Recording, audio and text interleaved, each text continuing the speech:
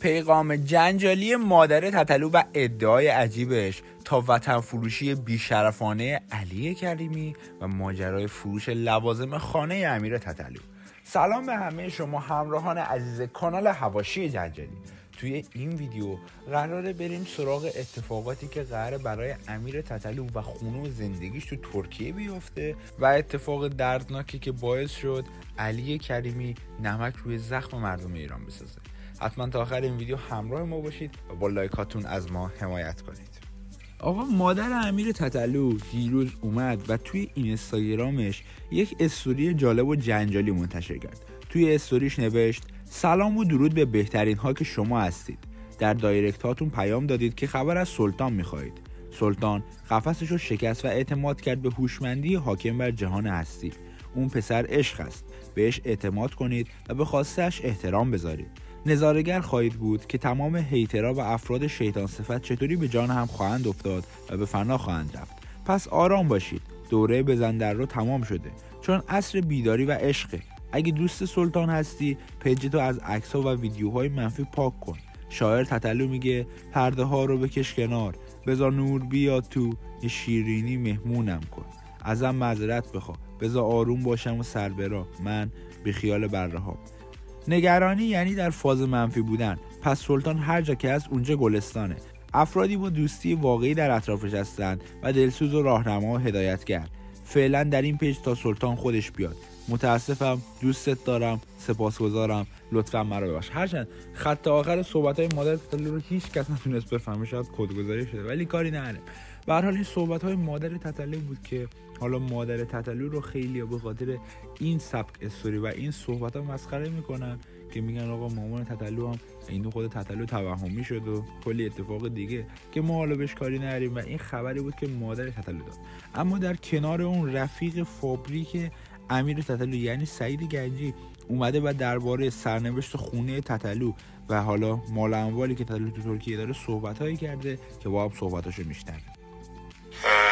بنده با خانواده داشمیر در ارتباطم و تایید این اتفاق رو خانواده داشمیر دادن. دلیلش اینه که اگر الان وسایل داشمیر رو فاکتور نگیریم و کسی نمیتونه بره اونجا در اونجا رو باز کنه، حتی علی صلاح‌پور، چون از ابتدا ولی یادتون باشه گفتم کسی نمیتونه بره خونه امیر و حالا من احترام گذاشتم با اینکه ما با هم، یعنی من با کسی صحبت نمی کردم دیگه. داستان به یه جایی رسید که گفتن اگر وسیله‌ی امیر الان تکلیفش مشخص نشه کسی نمیتونه بره دست بزنه، فقط تو میتونی. گفتم باش، پس من با خانواده‌اش صحبت میکنم و به شما برمیگردم. و اینکه خانواده داشمیرم گفتم میتونی انجامش بدی، به عهده خودت.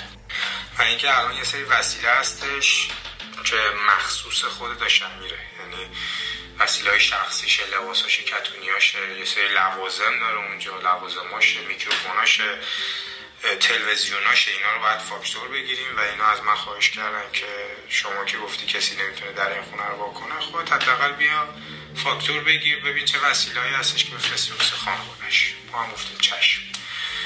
با خانواده‌اش صحبت کردیم، اوکی دادن و اگر این اتفاق قرار انجام شه کلید دست صلاح‌پوره، من باید با اینا صحبت میکردم.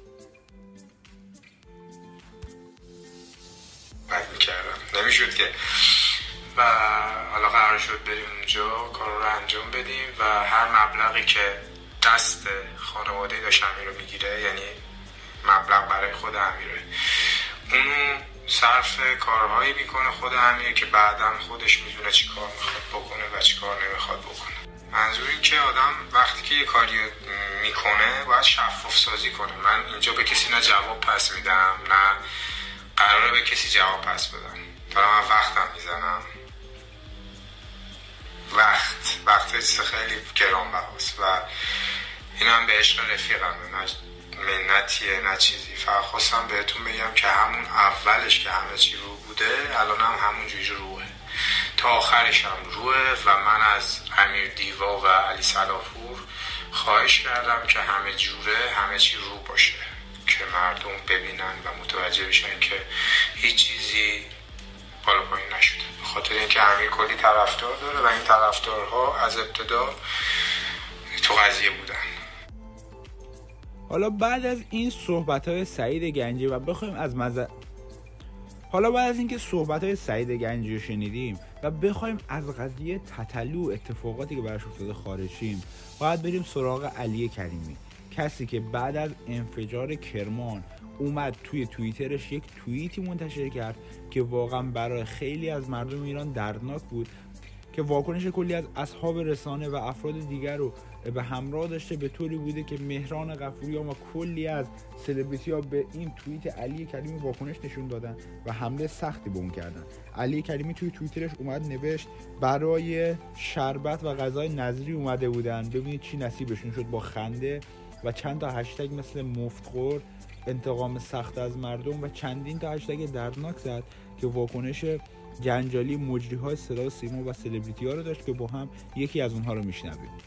که یه نفری یه جایی از این دنیا، حالا نمیدونیم به خاطر چقدر پول داره، شرافت خودش رو میفروشه و مثلا مینویسه که به خاطر غذای نظری و به خاطر شربت و اینا رفتن.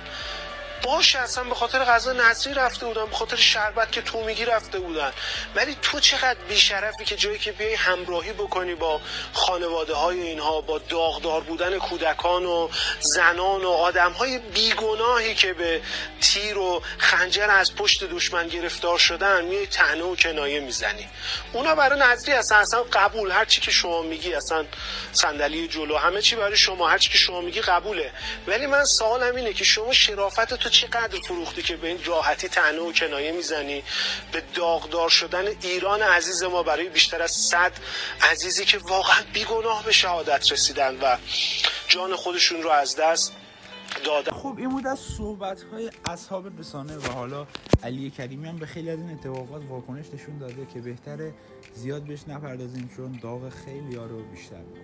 حتما نظرتون رو درباره این اتفاقات و واکنش جنجالی این سلبریتی برای ما بنویسید. فراموش نکنید که با لایکاتون از ما حمایت کنید و تا ویدیو بعدی مراقب خودتون باشید.